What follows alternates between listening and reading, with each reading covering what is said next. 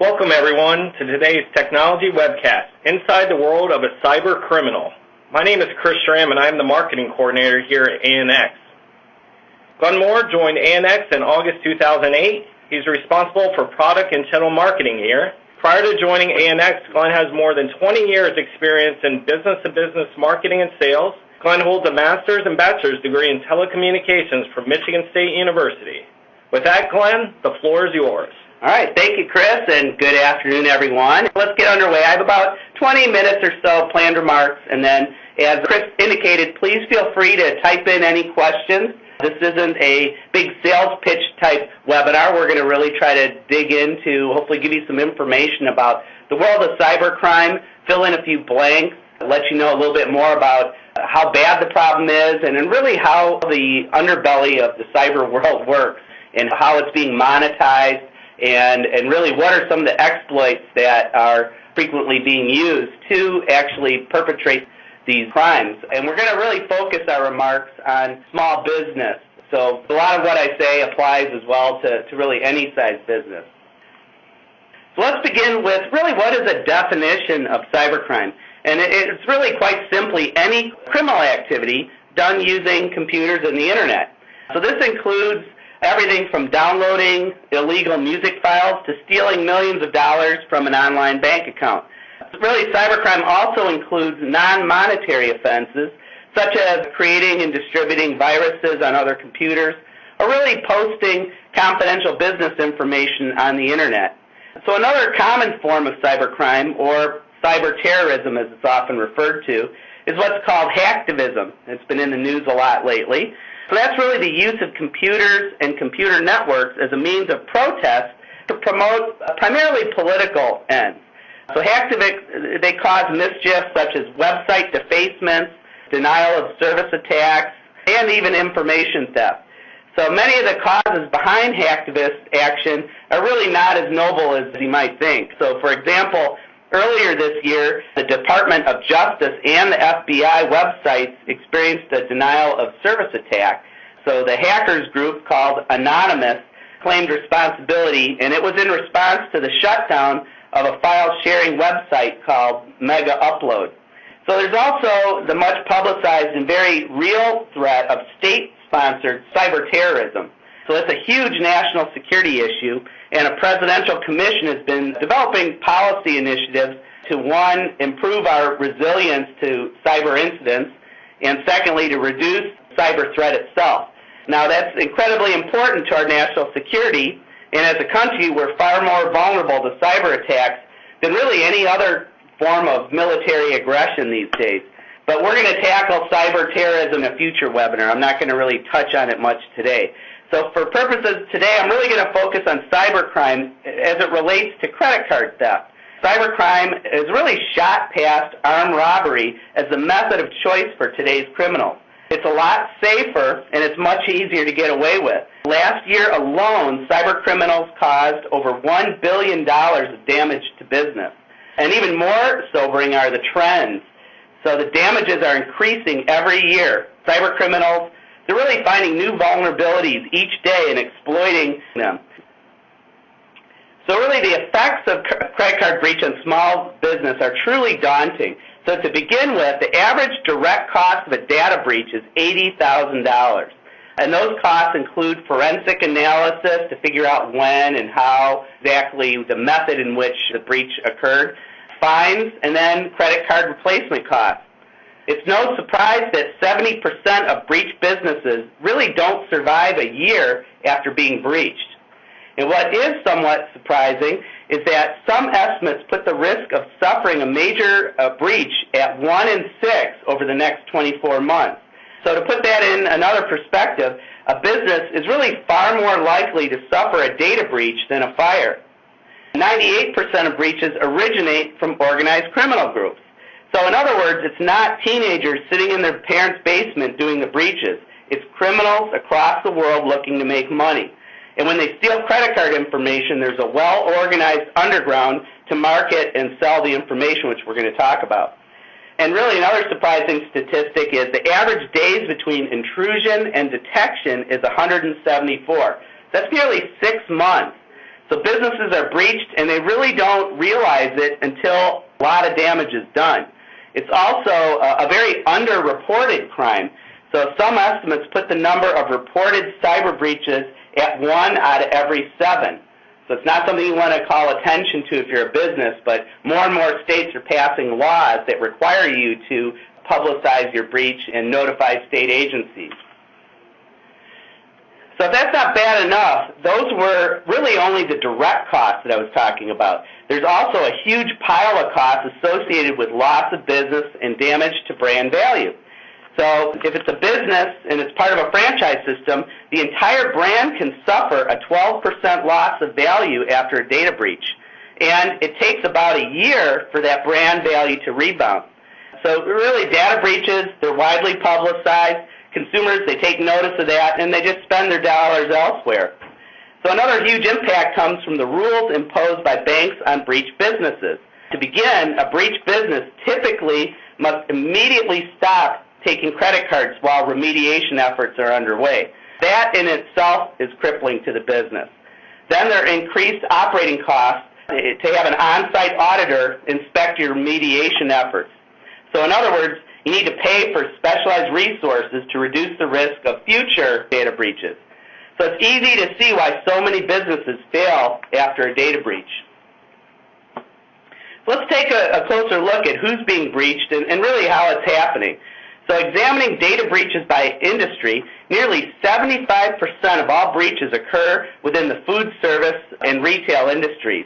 And really there's a couple simple and powerful reasons for this. First, retail locations are really target-rich with so many credit card transactions processed.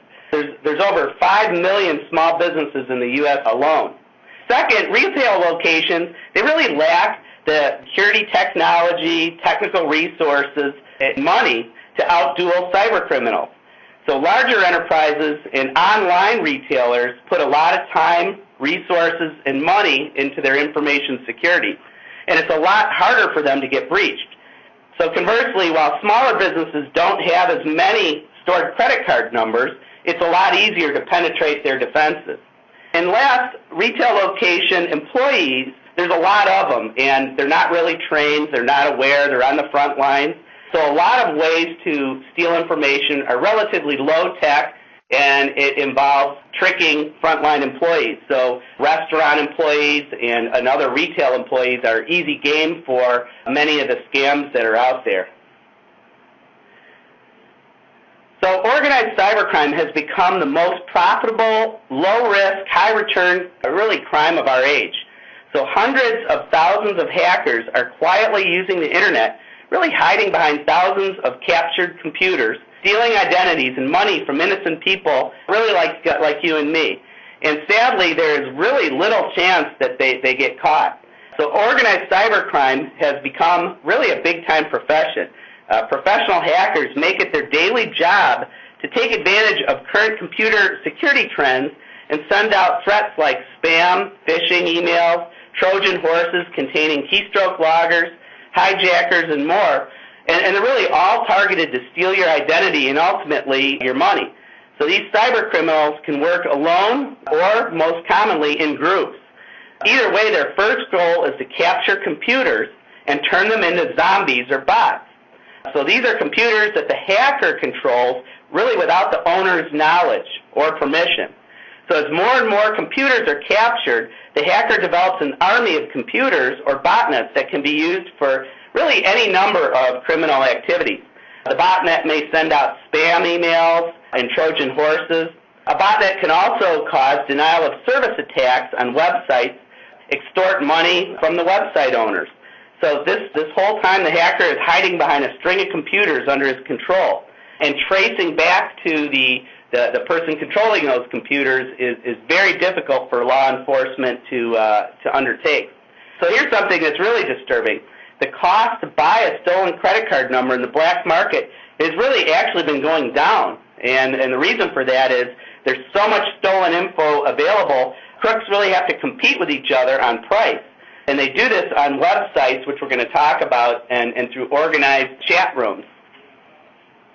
So really, cybercrime is not a lone wolf activity. It has a robust infrastructure that includes things like professional quality software tools, legitimate businesses that provide protection to cybercriminals, and most tellingly, a sense of community among the criminals themselves. So just like legitimate cultures, there's defined roles, there's incentives for participants to diversify their activities, and there's really a functional division of labor and expertise.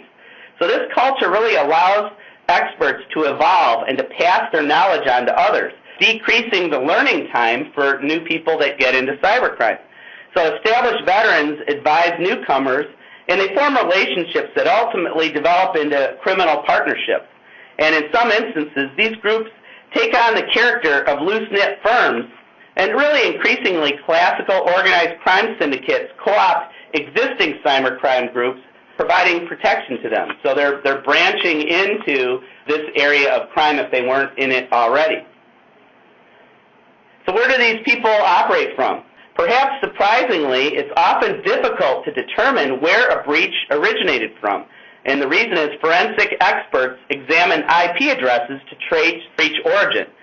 Even when the country of source IP can be pinpointed, which can be difficult in itself, it's often not the country where the actual attacker resides, but rather a host in a botnet or just another hop used by the real culprit. So that being said, we do know where most of these are coming from, and that is Eastern Europe, including Russia and Turkey. That's really a hotbed area for cybercrime rings. It's estimated that 67% of successful data breaches involve cybercriminals from Eastern Europe. And coming in second is North America, including, of course, U.S. and Canada. So as mentioned previously, the vast majority of cybercriminals, but really they belong to criminal groups. And the ones that don't, interestingly enough, so the unaffiliated and unidentified agents, they're primarily from the Asia-Pac region, which is the number 4 spot for originating cybercriminals. So just about anyone can become part of an organized cybercrime world. That's the scary thing here. So the tools of the trade are really everywhere. So you can find websites that promote the use of tools and resources, and some are more common tools that you'll find out there, and I've got some examples showing here. Remote access tools, which are also known as RATs. So these tools allow remote access to computers, and they were originally developed for white hat hackers to remotely compare computers. So now this is a major tool cybercriminals have glommed onto and are using. Other tools are keylogger tools. So they use these, steal your private information and capture keystrokes. They hide in the background. Video and audio systems. This is kind of interesting. Hackers really have tools that will penetrate your computer systems and watch your every move through a camera mounted on your computer or microphone that came with your computer. So it's a form of spying. VoIP and broadband phone service. So you can easily find tools such as web dialer worms to break into computers and, again, listen to conversations or even dial someone up using the phone service on that other computer. Interesting one, computer memory storage programs. So hackers can acquire tools to really section off your computer and store anything they want, such as child pornography, criminal records, and more on someone else's computer that you can't see but that they can access. Of course, spamming tools. So you can purchase easy-to-use software to send spam from someone else's email address. So hackers send millions of spam emails every day, and spam right now makes up 90% of the worldwide email sent. Creating your own viruses. So yes, it's true. There's many websites offering software and other resources to help you mutate a current virus to fit your specific exploit needs. And lately, virus attacks have been much more targeted toward a specific company or purpose. And they're making it easier and easier to modify viruses to help you with your targeted attacks. Drive-by spyware, these are websites that promote that they will pay you to allow them to place a tool on your website that puts spyware on every computer that visits the site. So the more computers infected, the more money you make. And lastly, computer scrambling devices. So you can purchase tools that will scramble all or some of the information on a computer.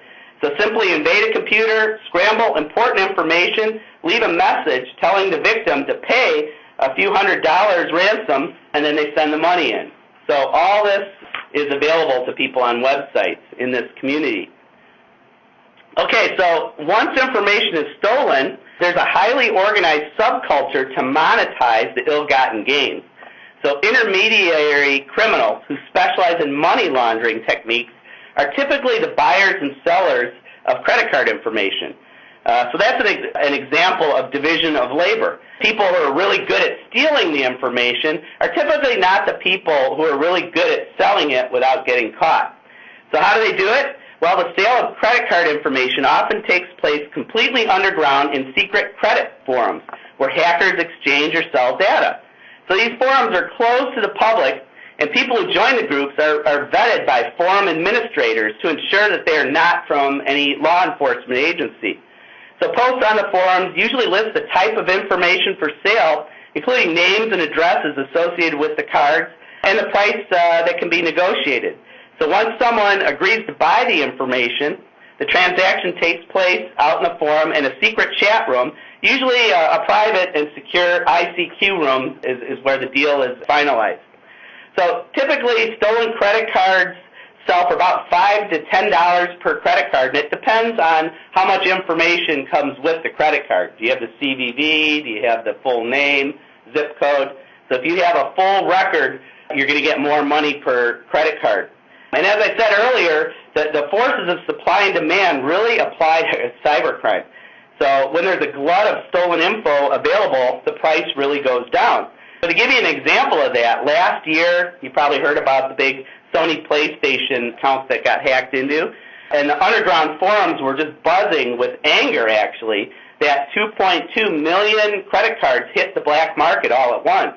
So for a short period of time, that drove the price down for those stolen credit cards to under $1 a piece because there were just so many of them available. Another really useful way to examine cyber criminals is by the type of agent they are. So there's really three types of agents. External agents are the big ones. So that refers to individuals and organized groups of criminals. So as you might imagine, this is the most common type of cyber criminal.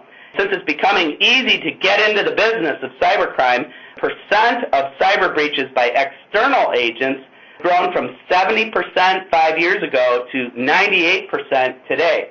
Internal threats are current and former employees, contractors or temporary employees who have a direct relationship with the business that they're stealing from. So while many internal threats represent a much smaller proportion of the incidents, an individual's familiarity with the data, it really results in more targeted and in many cases more severe attacks with higher damages. And likewise, partner agents are business partner employees and contractors who really have been granted special access to data. So this group accounts for only a tiny fraction of the overall breaches, but same thing as internal threats, they can be very painful and large when they do occur. Another interesting way to examine cybercrime is by attack type and complexity. So cyber attacks are described in two broad categories, opportunistic and targeted. So an opportunist when the victim was identified because they exhibited some type of vulnerability that the attacker could exploit. So the victim became a target because of that vulnerability. And as you can see, 83% of all successful attacks are opportunistic. Targeted attacks are when the victim was first chosen as a target, and then the attacker determines a way to exploit them. So it's a predetermined target of a business or larger company that they're going to go after. So this doesn't mean that a weakness or vulnerability wasn't exploited as well. It simply means that opportunity is not the primary reason for the attack. So that represents only 17% of the total attacks, but like I said earlier, those tend to be more severe and than opportunistic attacks. So attack complexity refers to how complex the attack was. So most data breaches do not involve sophisticated or complex techniques. So many people are surprised to learn that really 85% of attacks are low to moderate in complexity. So a highly complex attack, to give you an example, is someone who has advanced hacker skills, there's significant customization and extensive resources brought to bear. So most are not of that variety. So we've taken a look at who's committing the cybercrime. Now let's look at the assets that they're really targeting with the cybercrime. So really, the Fort Knox of commercial cybercrime is the retail point-of-sale system. So 67% of reported credit card breaches involve the point-of-sale system. So criminals, they just know that the credit card data is stored on these systems. And they also know that many businesses just flat out store way too much sensitive information. They don't discard it. They're not following the correct process. So to break into point-of-sale servers, they use a combination of tactics, which we'll touch on in a moment. So other vulnerable assets include back-end databases and shopping cart applications. So here's a deeper look into the specific types of data that's being stolen. Obviously, payment card numbers is the biggest draw. However, authentication credentials for systems such as email are really attractive targets too. So email spam is a big moneymaker, and there's really a never-ending demand to break into email accounts. Another interesting object of cybercrime is intellectual property. So this includes items like product designs and source code for software. So just about any type of information that can be stolen can really also be monetized on that black market that we discussed. So now let's take a look at some specific tactics that cyber criminals use to steal information. The major tools or tactics include malware, hacking, social engineering, physical theft, error, and misuse. And by far, the most commonly used tactics are malware and hacking. And I'm going to elaborate on these in a few minutes. And although I'm going to talk about them separately, it's also very common that multiple actions are used in a successful data breach. For instance, a thief may use a piece of malware to infect machines and then use hacking skills to navigate their way once they've breached a system. So the chart below indicates that 71% of data breaches involve more than one action. So let's take a closer look at hacking. So it's commonly defined as all unauthorized attempts to intentionally access or cause harm to information assets. So early on, hacking was more of a sport for programmers and coders. But today it's a highly organized activity, with the end game being able to pilfer credit cards, passwords, and other forms of sensitive data. So hacking and malware are highly linked. Hackers find openings in the armor and then install malware really to do the rest of their work in an automated fashion. So hackers account for 50% of breaches and nearly 90% of the records stolen from businesses. And a favorite attack pathway for hackers is to exploit vulnerabilities on software. So once they identify that a patchable entry has not been secured, they really just go to town, entering through the vulnerability and gaining remote access to the data and the systems behind it. So coupled with stolen credentials, this type of data breach can be especially toxic combination that oftentimes goes undiscovered, as I said earlier, until many, many months later. Malware attacks accounted for 49% of breaches and 79% of the data being compromised. Malware is simply source code or software that was developed in order to compromise or cause harm to information assets without the data owner's express authorization or consent. So in other words, the hacker installs a malicious piece of code by various methods, which then infects the system and gives them access to vital and private records. So the most common way for malware to be introduced into business information systems is through employees themselves. So poorly trained employees really fall victim to all sorts of scams, such as phishing attacks and other email-based scams. So in a phishing attack is a review, emails that mimic legitimate vendor or business-related correspondence are sent to the employees, asking them to open an attachment or visit websites where malicious software is then secretly installed. And once installed, the software can then exploit vulnerabilities in the system's defenses, eventually allowing a hacker entrance to sensitive files and information stored elsewhere on the computer or server. So to make matters worse, hackers are starting to release malware that can actually be intelligent and learn as they tunnel through a system. So this is known as malware customization. It's becoming more prevalent in recent years, and it's really at the heart, that customization of organized crime group efforts, and they're collaborating together to build an even more effective customization program. So, indeed, there's now a real burgeoning malware as a service market that the organized crime groups are selling each other different customized malware programs. I'm just going to show just a couple slides here that really highlight how many forms of malware and how it's growing. So as you can see, this is password stealer samples. You can see there's a steady growth of new malware that's designed for only one purpose, and that is to steal passwords. This is a really scary one. It's malware, malicious URLs. So these are URLs that are home to pieces of malware. So if you just look at the last 12 months on this slide, so March, it looks like 2011, there were about 150,000 or so known malicious URLs. So if you look at it, March of 2012, and this is from Verizon's data breach study, there's about 800,000. So that's an increase in just 1 year alone of over 400%. So in general, there's just way more bad software lurking on a lot more pages out there. There's been a similar increase really in the number of known malicious signed binaries or malicious programs. So a binary is an executable program. So as we discussed earlier, there's more criminals making more malware, and it doesn't take as much technical knowledge given the toolkits that are available to help you develop new malware. So I'd like to take a moment just to talk about the top malware threat resulting in data loss. And this type of malware is called a keylogger. So keyloggers are designed to collect, monitor, and log the actions of a system. So it's typically used to collect usernames and passwords as part of a larger attack. So keyloggers are also commonly used to collect payment card information on compromised point-of-sale systems. Just a few more slides here. I want to touch a little bit on physical threats. So many cyber criminals still use good old-fashioned physical threats to steal information.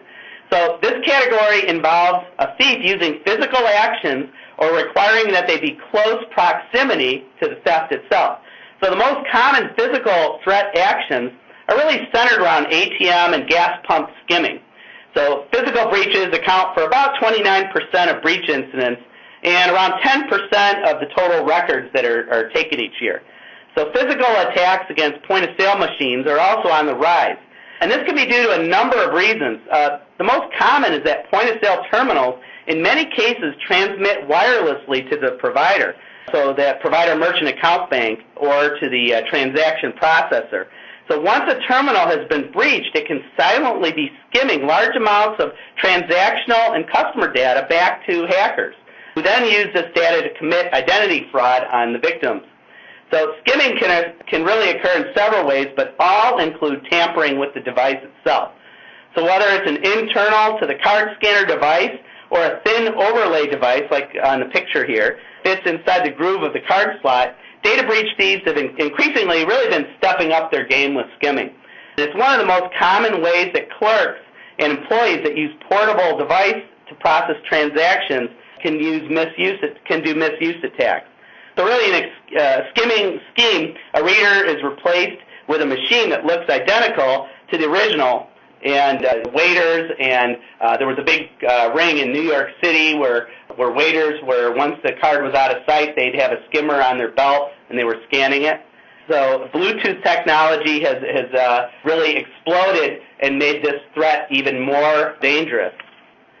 Another form of skimming involves electronic pickpocketing. So in particular, credit cards that have an RFID-enabled chip on the back can be compromised and used for fraudulent transactions. So here's how it works. An evildoer goes on eBay and purchases an RFID credit card reader. That costs about $50. So then you position yourself in some high-traffic area, and the card reader can then wirelessly capture credit card number and expiration date, along with a one-time CVV number used to authenticate the payment. So this tactic works really through a person's wallet, purse, or pocket, and so within minutes, the captured information can be written to a bank card using a $300 card magnetizing device. So they could duplicate the card with all your sensitive information using just that cheap device that can also be bought on eBay. Now, there is some security features with RFID-enabled cards. So a rotating one-time CVV means that the criminal would need to target really multiple victims rather than defraud a single victim repeatedly. So that works for a lot of criminals. So they could stand in a crowded train station, seeing the card number, everyone that's passing by, and then sending them to an accomplice who carried out the rest of the scheme in real time. So they'd hit that person one transaction, 50 people, versus that one person hitting them 50 times. The final cybercrime tactic that I'm going to mention today is social engineering. And these threats use lies and manipulation to trick people into revealing their personal information. And some of the common attacks include sending victims an email that claims there's a problem with their account and has a link to a fake website. That's a phishing technique. Trying to convince victims to open email attachments that contain malware, another type of phishing, social engineering. And they typically use that with something they might enjoy, like a game, or something that they convince you that you need, like a malware program. And another one is pretending to be a network or account administrator and asking for the victim's password to perform some type of maintenance. So social engineered attacks, they account for only about 11% of the overall attacks. But even though the numbers are small, social attacks can be particularly hard to stop, especially when the criminal uses some sort of pretexting. So pretexting is generally defined as the act of fabricating an invented scenario to engage a victim in a way that really increases the likelihood that they are going to divulge the information. So in most cases, this is accomplished via phone or fax. So in a pretexting scheme, the perpetrator usually has access to some type of account information about the target, such as their social security number or some other piece of sensitive information. And they use this, what they know, to gain even more sensitive information. So, and then once they get that, they can adapt their strategy to gain even more control of the victim's identity and cause even greater harm. So in addition to pretexting, other social schemes include solicitation or bribery of employees, counterfeiting, extortion, and blackmail, as well as the always popular in-person cashier or wait person just flat out writing down credit card numbers they process on a piece of paper and taking it home and giving it to someone or using it themselves. So socially engineered attacks really reinforce the need for better awareness and training programs. Employees are the first line of defense, really, for any company's efforts to combat data breach attacks. So ensuring that they're aware of phishing and other scams. If you're not doing it today, I strongly encourage you to put a program in place at your place of business.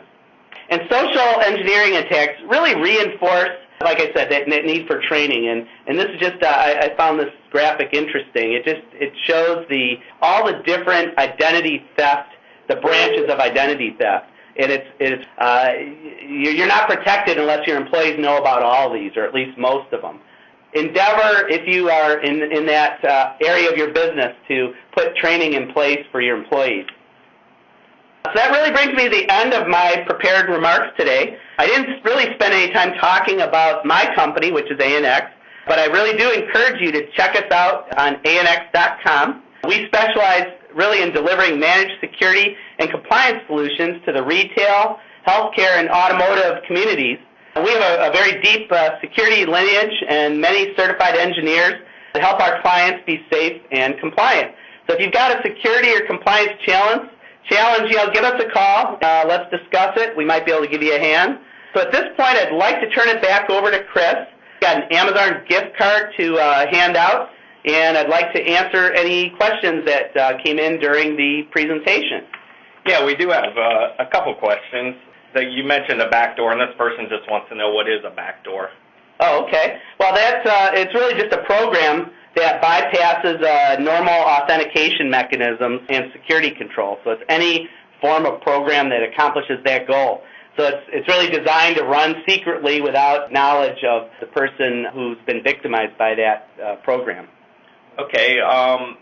What remote access vulnerabilities are exploited most frequently? Okay, yeah, that's another good one. That was, I think, on one of the slides. The biggest one is identity theft through people guessing your username and password and then using remote access, just as you would as the owner of a store, to get back to your server. So if all you're using is a username and password and someone steals that, they can use remote access and really gain access to your information. So one of the things that really needs to be in place is it's a key requirement of PCI, which is the payment card industry's compliance and security standard is they have something called two-factor authentication. So that way, if someone steals your username and password, there's another form of authentication, such as a cell phone or a token, that if they didn't physically take that from you as well, they wouldn't be able to log into your system. So that's one of the vulnerabilities with remote access. Another one is some of these go-to-my-desktop type products out there. They're very convenient, they're cheap or free, but they don't inspect your computer or the remote computer to make sure that there's things like a keystroke logger running on it. That's bad because it could be capturing information that you don't want to capture. So your remote access provider you should shop around and make sure that the endpoints of the computers that are accessing your information are clean and don't have malware running on them that could compromise the information going between you and that remote computer. So we have a solution for that. We'd love to talk remote access, so if anyone, I'm not sure who asked that question, but be happy to speak with you after the call or on email, because that's a very key vulnerability that most people don't spend enough time addressing. No, the last question is going to be for me, because we get a lot of interesting stats, and we mentioned the Verizon report, but we did see something kind of that caught our attention today, so I'll ask it to Glenn. What is the success rate with identity theft? That's a really good one, and there's a lot of different estimates. In preparing for this webinar, I came across an article that said only 1 in 700 people who perpetrate that type of crime are caught. So it's like I said earlier, most of these, unfortunately, are low risk of being caught, and we're catching up in the law enforcement circle, but it's stop it and do things to make the risk of identity theft and data breach lower. But if you are breached, there's unfortunately not a great track record of catching the person who actually did that crime. And sophistication of these crime networks to launder the money and use pieces of malware that disguise where the intrusion came from. It makes it all very difficult to prosecute and catch people who are behind these crimes.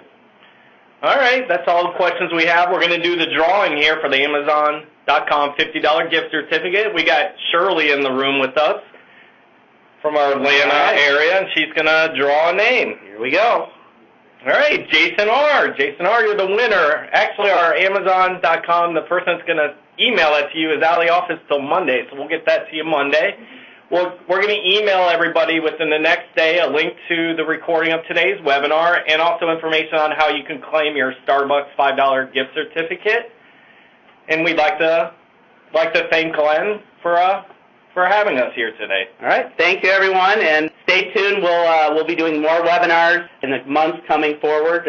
So I think one of our other topics coming up will be cyber terrorism and some more. We've been talking about how small business owners can protect their businesses quickly and inexpensively. So if that is one of your interest levels, stay tuned to our website, and we'd love to have you join us for upcoming webinars.